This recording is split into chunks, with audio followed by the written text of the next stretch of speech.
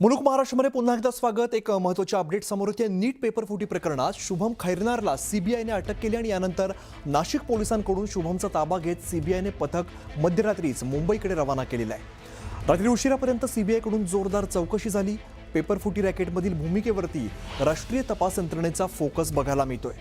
नाशिक कनेक्शनमुळे तपासाला आता नवे धागेदोरे मिळत आहेत। स्थानिक तपासानंतर सीबीआयकडून देशव्यापी लिंकचा शोध सुरू करण्यात आलेला आहे। शुभम खैरनारच्या चौकशीतून आता मोठे खुलासे होण्याची शक्यता आहे। हा तपास सीबीआयकडे आहे।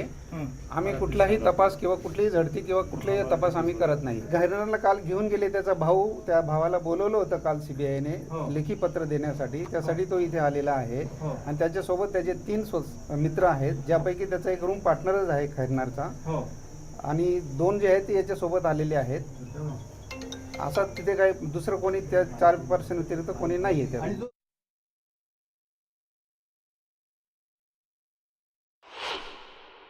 पेपर फुटी प्रकरणी राजस्थान पोलिसांच्या विनंतीवरून काल नाशिक पोलिसांनी शुभम खैरनार या व्यक्तीला ज्या परिसरातून ताब्यात घेतलं त्या परिसरामध्ये आहे।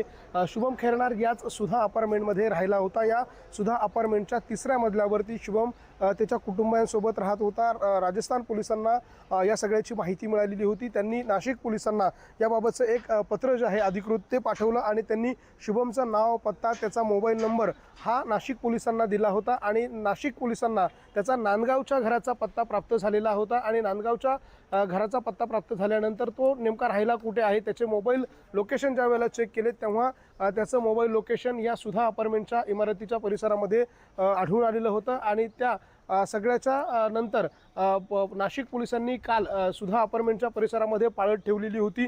मात्र तो या ठिकाणी नव्हता। मात्र या ठिकाणी नसताना तो या परिसरापासून काही अंतरावर एका मंदिरात जात असताना पोलिसांनी त्याला ताब्यात घेतलं। मात्र त्यांनी स्वतःचा पूर्ण पेहराव जो आहे तो बदलल्याचं सांगितलं जात आहे। त्यांनी हेअरस्टाईल बदलली होती, पूर्णतः केस जे आहे ते काढून टाकलेले होते। दृश्यांमध्ये जी वर्णा गाडी आपल्याला दिसतीये ही देखील ही शुभम खैरनारचीच असल्याची माहिती जी आहे ती समोर आलेली आहे। शुभम खैरनार याच्या चौकशीसाठी, याच्या तपासासाठी सीबीआयचं पथक जे आहे ते नाशिकमध्ये आलेलं होतं। नाशिक पोलिसांनी ताबा घेतल्यानंतर शुभमला आता काल रात्री उशिरा सीबीआयच्या पथकानं त्याला घेऊन गेलेलं आहे, त्याचा ताबा घेतलेला आहे। नाशिक पोलिसांचं एक पथक जे आहे ते काही वेळापूर्वी या ठिकाणी आलेलं होतं। मात्र त्यांनी असं स्पष्ट केलेलं आहे की आपण कुठलीही झडती घेण्यासाठी आलेलो नाही। मात्र त्याच्या भावाला जी नोटीस देण्यात आलेली होती या सगळ्या प्रकरणातली, त्या नोटिशीच्या बाबत विचारपूस करण्यासाठी आपण या ठिकाणी आलोय, अशा प्रकारची माहिती पोलिसांनी दिली आहे। नाशिकचा इंदिरानगरचा हा परिसर आहे।